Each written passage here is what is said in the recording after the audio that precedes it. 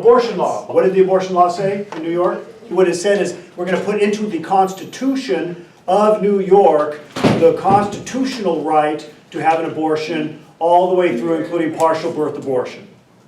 In fact, it even includes post-birth abortion, meaning it all goes on the intent of the mother. So if the mother intended to have the abortion, they tried to have abortion, and it didn't work and the child was born, that you could still abort the child.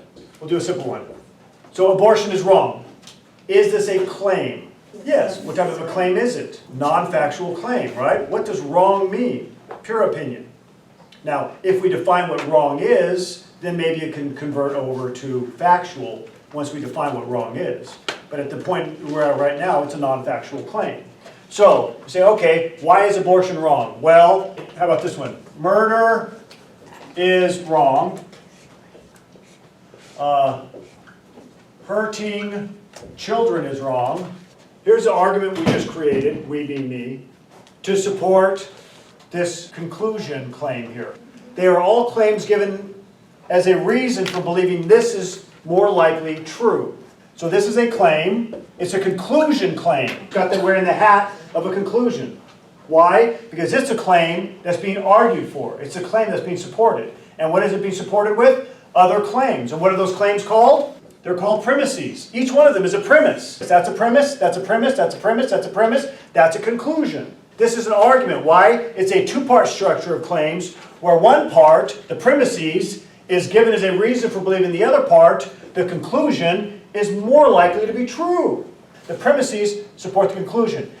Do these here make it more likely that this is correct?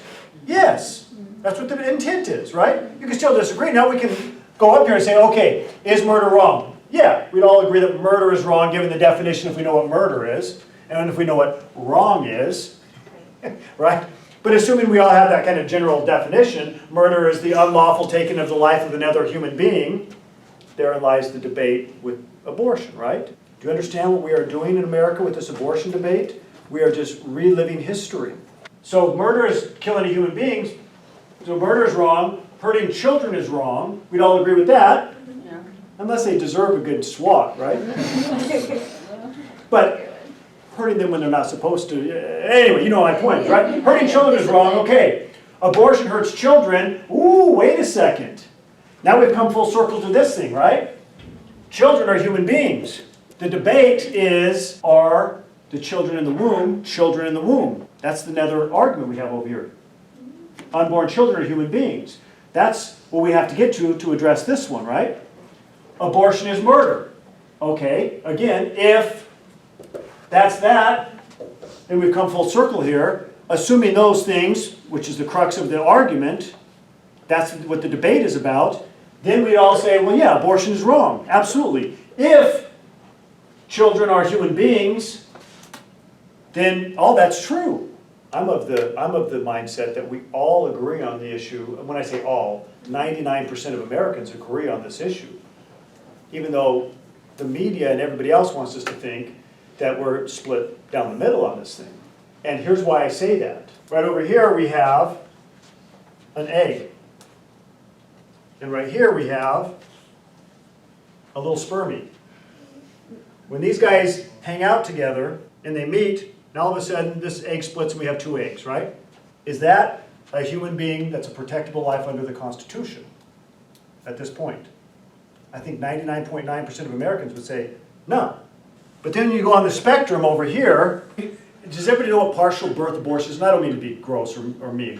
Partial birth abortion, for those who don't know, is when the fetus's head comes out and they stab it and then they pull the rest of the baby out and they say it was born dead. I think 99% of Americans, when they hear that, go, that is a protected life that the Constitution affords protections to. So when I say this, I think we are all on the same page. 99% of us are going to go, hell yeah, that's a protected life. You can't be doing shit like that. Are you kidding me? You're going to go 9 months, have the baby, and give it to somebody already. You know, right? I mean, at this point, most people are going to say, give me a break. If we all agree that it isn't and it is, the only question is it here? Is it here? Is it here? Is it here? Is it here? I don't know. Here's the problem. and we stand over here and we address the problem, can't we, as human beings, all say, look, we all agree, let's sit back and let's address the problem. Where does it happen? Because we all agree what it is, so let's just, what's the place where we afford protections? And by the way, there was a case on this a long time ago, in the 70s, Roe versus Wade. I really don't understand the abortion argument, but here's what I fear. We've made this argument so much that I see the recycling of the same arguments that were made back in the 1860s. And what arguments were those? What was the Civil War over? The North and the South. One of the main issues of that was slavery. You guys remember what the arguments were with pro and against slavery was? Very clear. You absolutely can own human beings and make them work for you. No, you can't. That's right. Because they're human beings. So what do we have to conclude? Black people aren't human beings. You see the parallel? All you have to do is say, they're not human beings. And as soon as they are, then all of a sudden we go, oh shit. In all likelihood, we are going to end up that they're human beings at some point along this line. You don't want to be somebody that looks back in history and was arguing vehemently for the fact that blacks aren't human beings until the very, very bitter end. That's a bad position to be in. The better position is, yeah, I think we all agree, no, but at some point we have a protected right as society. The other thing that this addresses, and it's very important when it comes to rights, you have two people, two groups of people. They each have rights. What happens when those rights conflict and intersect? Who wins? Clearly you have two people at some point. You have the mother and you have the unborn child. At some point, do their rights intersect? Yeah. To ignore that is stupid. Does she have a right to do what she wants with her body? Yes, up until a certain point. Do you have the right to live your life without a child? Yes. Does that child have a right to live at some point? Yes, probably. What happens when those conflict? Oh crap. It's the same thing with smoking. Does a smoker have a right to smoke? Sure. Do what you want with your body. I don't give a crap. Do I have a right to be in a restaurant and be free of smoke? Yeah. Uh-oh. Who wins? Well, for a long time when I was growing up, every restaurant I went to filled with smoke. You go to a movie theater, I'd be sitting there watching a movie, and the beam of light would go across, and just tons of smoke is going up, and you see nothing but smoke. Did I have a right to be free from smoke? Yes. Yeah. Could I exercise it? No. Now what happened? The pendulum swung the other side, and now smokers, anybody smokes here, you realize you're a piranha in society, right? You walk outside, you open the door, it's freezing cold and it's raining, and who's out there? The smokers. They're all huddled up in a circle for warmth, going, and we look at them and go, "Ew, gross smokers." And then we'll kick the vapors out too. You get out there, vapors. I don't stink. I don't care. You look like a smoker, so get out there, right? But you see the point? At what point does your rights trump my rights? I don't know. That's tough. And what we do as society, we swing the pendulum and we say, these guys win. Oh, now these guys win. Oh, and it's tough. And right now, the pendulum is swung over and we say, Mom has all the rights. You know what? It's never going to be fair. You know what's not fair? I do a lot of family law. You know what's not fair? Men don't have a choice.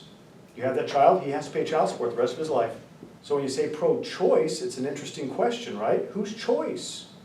A woman solely decides whether to have the child, and then if she wants to keep it, she solely decides that, and the man is taxed with the expense the rest of the child's life. So it's interesting. And I'm not saying one is right. I'm just telling you these are the realities of how the pendulum swings back and forth. Somebody gets screwed in every law, in every issue, in every debate on this when it comes to rights. But again, as critical thinkers, we see through that. We don't get caught up in the emotion of it. We don't get caught up in the chaos of it. We step back and we see it for what it is. We go, okay, no, I see the problem here. I see what's going on here. And how do we address it? Can we...